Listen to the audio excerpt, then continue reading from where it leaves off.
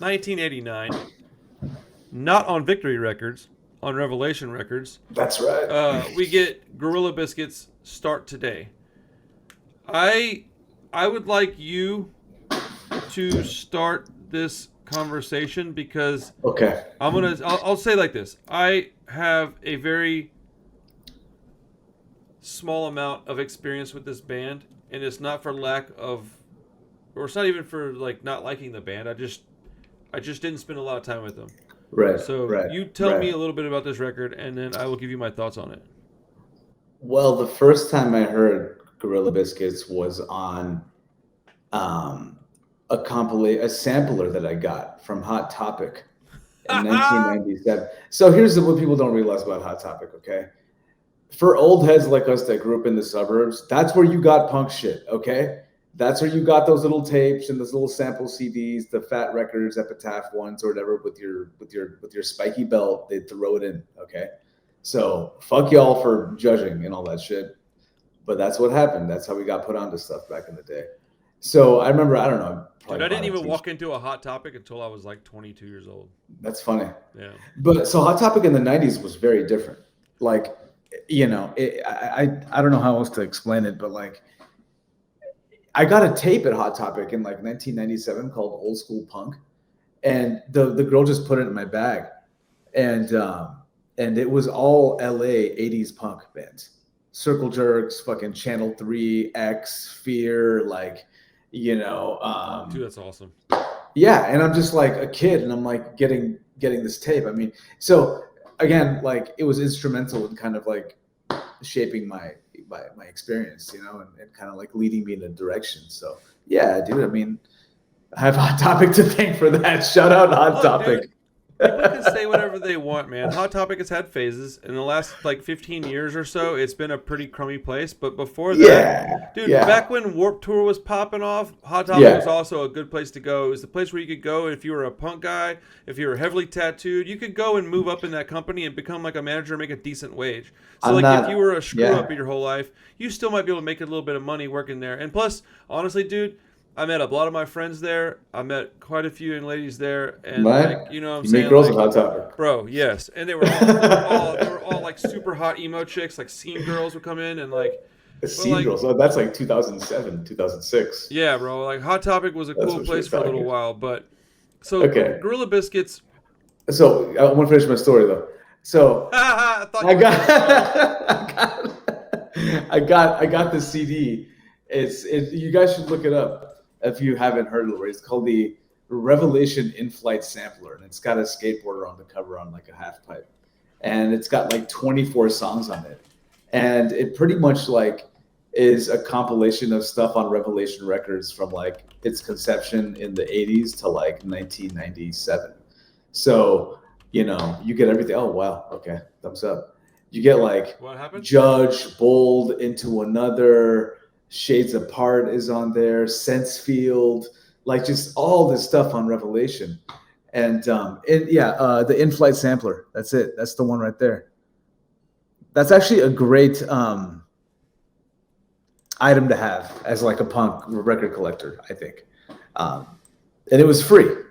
Anyway, so that their song was on there, New Direction. It was a Gorilla Biscuits song, and that was the first time I heard New York hardcore, that I can like recall. So I was like, this is cool. I love this. Like it had a certain energy to it, and like this anthemic kind of like snotty, youthful, but also like I could just like picture some guy like stage diving and doing a flip off the stage to this music.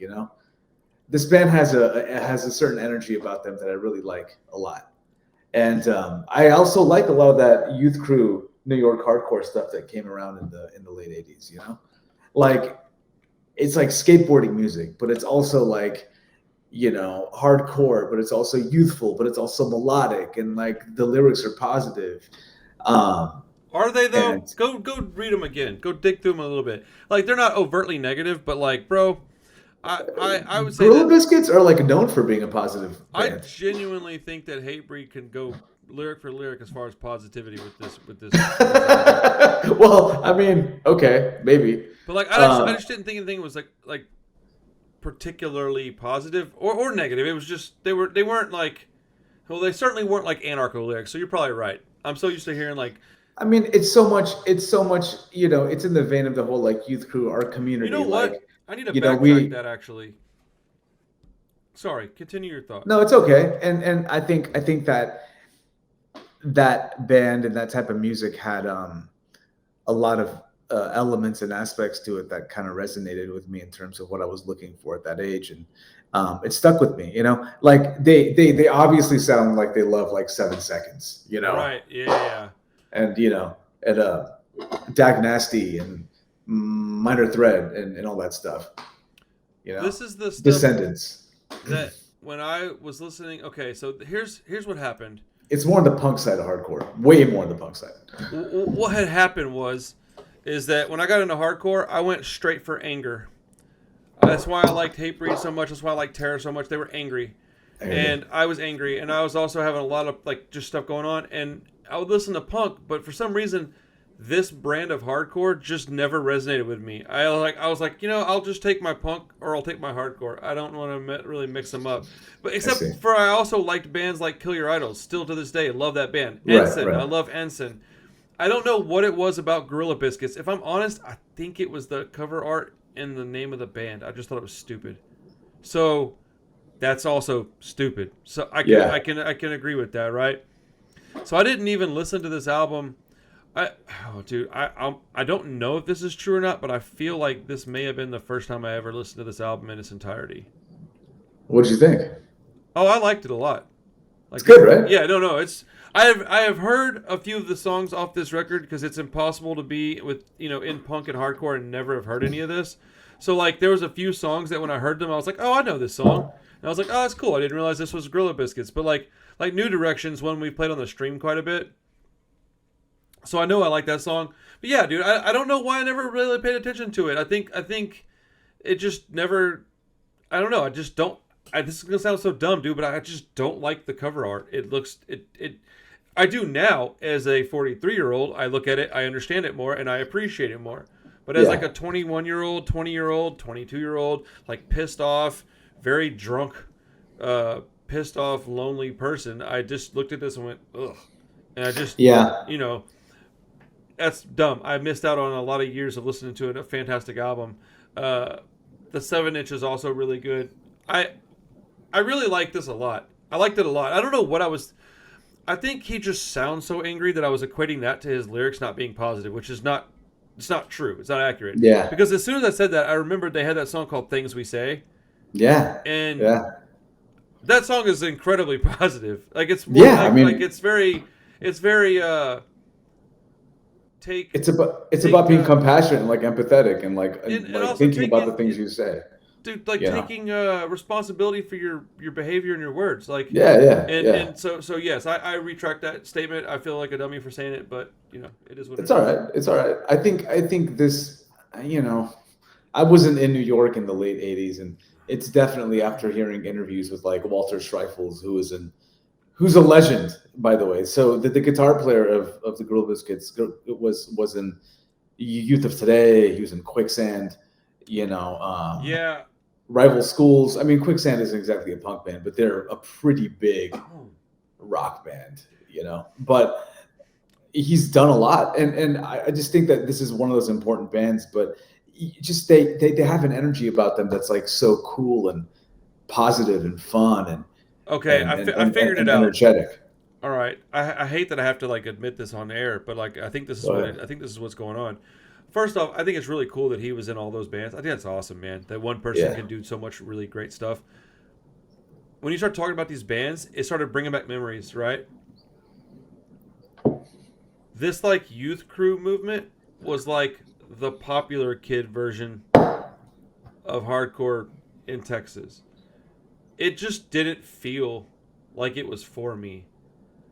even the kids that were in the bands, they didn't dress like me. They didn't talk like me. They didn't hang out with people like I did. A lot of them were straight edge. I definitely wasn't. I think Hmm. that's where my distance from this album comes from. Is that Yeah. I was a drug addict, man. I had a lot of problems, and these Yeah. kids back then, when you're like 20, they were all about edge, not about helping you. They weren't trying to help you get sober. They were about telling you to go fuck yourself because you were smoking a cigarette. Like, and I think there was this separation there. And while Minor Threat would hang out with people like us, the kids that were listening to Gorilla Biscuits, not necessarily the Yeah. band, but the people that were listening to that, at least down here, it was a different crowd. And I just Yeah. didn't feel at home. And I think I just went, ugh, no, I'm good because of that. Right. And, it's just my journey. It is what it is. That's how I got here. I think people are going to get really irritated in the comments and be like, I can't believe you never, dude, cool, man. Don't believe it. I don't care. I don't care. But like Right. that attitude is the exact same attitude that I'm talking about with this album.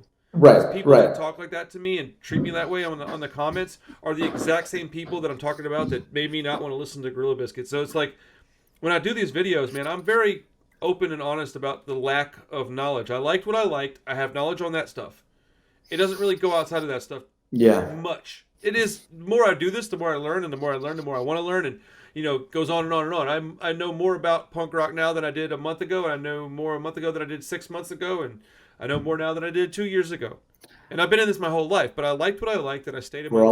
We're always learning, man. And you're open to it. I don't understand why people can't be okay with you having your own lane. Like, I have my own lane. I like what I like. I just don't get it. Yeah. That yeah. all being said, I listened to this album like 3 or 4 times, like in a row. I think I listened to it twice in a row, plus a couple of songs. Oh wow. I Okay. really, really enjoyed it, man. I It's really enjoyable. liked it. Yeah. The lyrics kept hitting me a little bit. The dude was pissed. The dude was real pissed. But I wish that back in the early 2000s, when I was getting exposed to this kind of music, that I still had both my feet firmly planted in punk rock. So like I would go to punk shows as often as I could,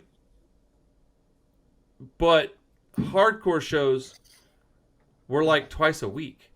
So I just was at hardcore shows a lot, and I liked the music. I still, to this day, there's a lot of hardcore I like, but I'm very picky with it now, especially new hardcore. But like, this band is phenomenal, man. I really wish I had been able to just be involved with it to some degree, and maybe there's a guy, the singer for Bitter End. You know that band? No. You don't know who Bitter End is? I mean, I've heard the name, but I don't. So think they're a hardcore band out of, I think they're know. from San Antonio, but I believe their singer's name is Daniel Rosen. But he was one of the first guys that I knew that was into this kind of music that was really nice to me. Yeah. So like we needed more people like him. And Bitter End was a band I liked, but they were like on Youngblood Records, I think. Right. I think I might be wrong about the record label, but I know Iron Age was on Youngblood at one point. Like, yeah, dude. Like, I was so close to being entrenched in this like music in this scene, and I was so into punk still that it just didn't quite. It wasn't the music. It was the people. It was the crowd. That's a shame because dude, we were all young, man. That's the thing. I would chalk a lot of it up to age too, but almost all of it. really, really, really good people, will uplift other people, and they'll see people in situations and they'll be welcoming to them, not ostracize them and treat them like shit, So here's the thing. You and Chris Klink both talk about that. That's not my experience in any of this stuff, dude. I didn't have that experience in punk, and I didn't have it in hardcore, really. Hardcore, I had a little easier time getting involved because I happened to go to high school with one of the guys who was real big in our scene, and it was really easy for me to be able to be welcomed because I just showed up, and he was like, nah, that dude's with me. And so I didn't get, like, beer bottles thrown at me and shit like I did in punk. But, like, dude, I was never a cool kid, ever in my life. I never have been, still am not. Like, and I do hold some resentment there. I wish I could let go of it. I try. But I think these subcultures are a place for lonely, angry people. And so I don't hold it against anybody, man. We were all, dude, super young. All of us were under 25 years old. I don't know a single person under 25 that's, like, really mature, right? It's not really how it is, especially with young latchkey kid types. You're not, dude, you may be mature enough to have like a job because you have to pay your bills at 17, but like you're not a mature adult. You're just not that age yet. Yeah, And right. so this music, I'm sad that I missed it when I was young, but I'm happy that we're picking albums that I've never listened to and listening to them. Yeah, yeah, me too. Just a few words about this band real quick. Please. This is like a quintessential New York band. I mean, like it doesn't get any more New York City than That's this in the so weird to 80s. me, man. They don't feel You like a New know? York band to me. Oh, it's I mean, it's so New York. I Yeah. mean that they're from Queens, Yeah. so So I don't even know that, bro. I know nothing about this band, dude. yeah, yeah, and I mean, back then I think New York was really divided into like, like you stayed in your neighborhood, Right. boroughs. Like if you're from Queens, you didn't go to Harlem. If you're from Harlem, you didn't go to, you know, Brooklyn, for instance. And so all these bands and stuff and these different factions would form in these different parts of town. So, from what I understand, they're from Queens. So, and then they would end up going to the Lower East Side where CBGB's was and going to the Sunday matinees and then, seeing, like Agnostic Front, Dude. Cro-Mags How and cool would just, that have been? getting just, you're in the mix. I mean, we're talking mid to late 80s in New York, like the birth of the first wave of hardcore. Um, they were there at that time. I mean, they're just a part of that whole scene. So, and you got to also think like what was happening over there at the time in New York, where hip hop was really big. So, Yes. these influences are really becoming a part of punk. So, in a lot of ways, I think hardcore developed from so many other subcultures, in a way that punk didn't in other places of the country, Well, that's right, because specifically hardcore's on the East Coast in New got York. punk in it. That's the whole thing. Is that punk doesn't have all the other shit in it. Hardcore does. Hardcore's got a little bit of punk, a little bit of hip Right, hop, a little bit of but metal. exactly because of the influences from geographically Right. around it, right? So, which I think is really cool and interesting because it's such a unique microcosm. It's like the way that this type of music and bands like this developed was from such an interesting mix of influences. Well, that's so it's funny because where I get involved with bands like this is that I'm a fan of Agnostic Front. Like that's where my connection would be to this band because I'm a Right. fan of Agnostic Front. Yeah. I like a little bit of Madball, but I don't like the hip hop culture part of hardcore. Like it's just not my jam. Like I don't mind it like aesthetically. I don't mind it. Like do your thing, bro. If it's on, I just say like when I go put a record on, it's not the records that have a lot of hip hop influence in them. Uh, so a hardcore, I was incredibly selective with what I was listening to. Like I would go more into like Hatebreed and Hunter Demons, Right. just like stuff like that. But I don't know. This album was fantastic, man. Right. I'm glad you liked it. I really did, man. I feel like I'm taking a big chance here, just talking about these albums and stuff because I don't know. I don't understand. I don't know, dude. It's such a weird thing because I think about it and it makes me nervous to like talk about these records because I don't know a lot about it and I never cared to. It wasn't like I actively It's wanted to okay. just not care about it. I just was like, yeah, I know that album exists. Like I Dude, know it's important. I recognize the cover art. Like I know that it is. Do what? I was gonna say you care enough about it to have a conversation about it, in a video. I mean, Yeah. it's like you're doing it justice. You're giving it, like you're honoring the effort. Well, I thought that's I mean, what. that's how I see it. Well, But if that's what I'm doing, and I thought that's what people really were like going to be interested in, and I just, you know, very much uh, overestimated people's ability to be excited, and they're on the flip side of that coin. They're just like, ugh, I can't believe you did, and it just makes it hard for me to have these conversations. But like, I say all that's right. that. But I'm still going to keep doing it. Like I'm going to keep picking albums that I know that I don't know a lot about because that's kind of the whole point of this journey for me. Like, I know more about French Oi than I do Gorilla Biscuits. Like, is that weird? Yeah, probably. But Yeah, like, that's all right. you know, I like Right. that music the most. That's my favorite music.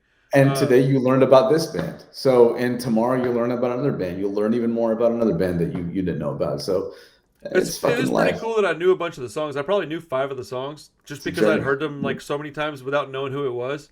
Yeah, it's I a will fun I will album. say shout out to Gabe Wells, shout out to Kevin Hogan, Shout out to my boy Be Rich. Those are the guys that listen to this stuff. Like I had memories immediately of all of those guys letting me hear songs or telling me to listen to stuff when I was listening to this album. Specifically Gabe Wells because he was the one I've known the longest. He's the singer of Pride Kills. Let's play a couple of songs off this record and then we'll get out of here and we'll figure out what we're gonna do next time. Sounds good. Okay. You gotta pick a song first. This is the album that you really love, so I want to hear what you like. Bear with me just a moment. Yep.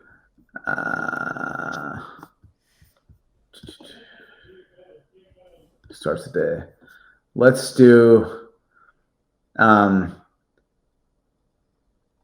Competition. Okay. I have two that I'm going to play because they're really short. Competition's a good one. All right.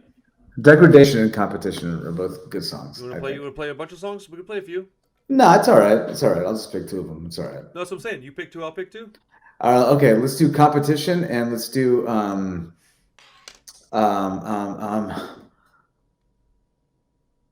First Failure.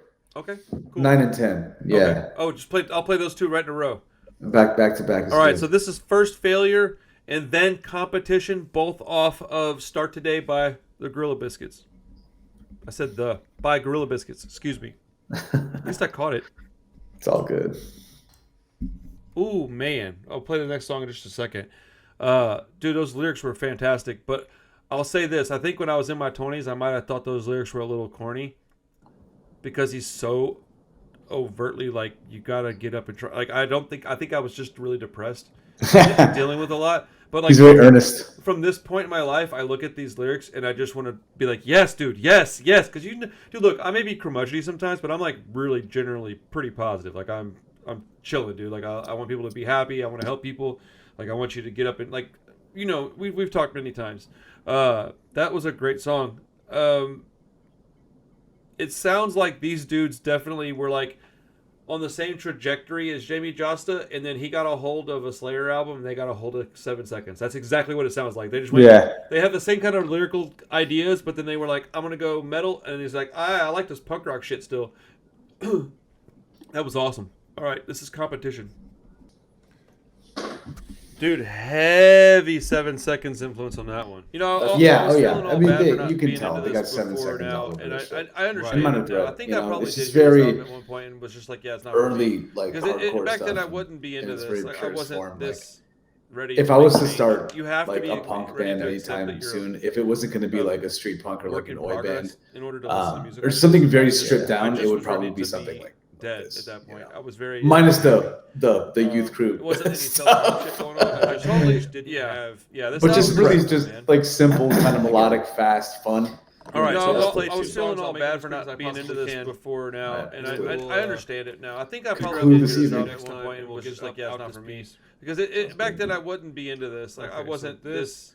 This is the first song on the album. You have to be ready to accept that you're the most popular song that I know by the band. Work in progress the most in order to listen to music like this. And I just was called New Direction. I'm gonna fast forward through the first couple seconds because it's like happy. It wasn't any self-harm shit going on. I just didn't have. You're depressed. It's a great song. I get it. All right, so I'm gonna play 2 songs. I'll make them as quick as I possibly can, all right, and then we will figure out conclude what this we're gonna do evening next time, and we'll get out this piece. Sounds good, man. Okay, so this is the first song on the album. It's obvious why I'm picking it. It's the most popular song that I know by the band. It's the one I've heard the most, at least. It's called New Direction. I'm gonna fast forward through the first couple of seconds because it's like a whatever. We'll just play it. Oh, you're gonna play New Direction? Let's go. Yeah. The song's pretty fire, bro. It's a great song. Oh my goodness, bro. Yeah. That song's fire. That song.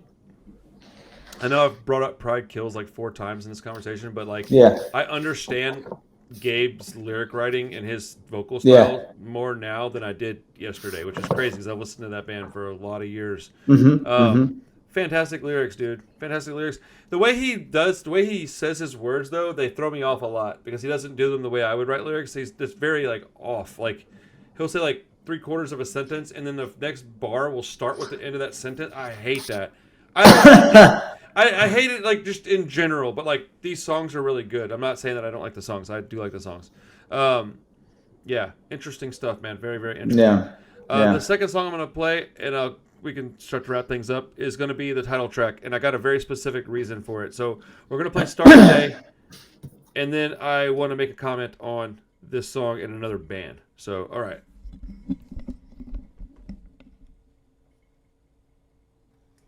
Okay. Man. So, did that sound like anything to you specifically?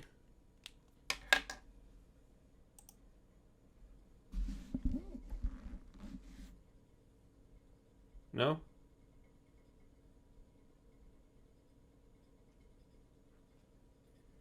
Can you not hear me?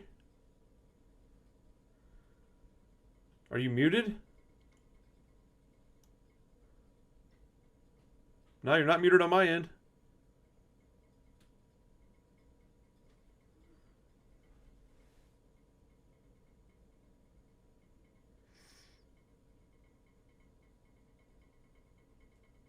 You good? What happened? I haven't changed any settings or anything, so. Or did you hit anything?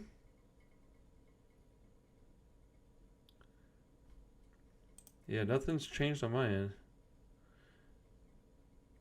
Dude, what a bummer.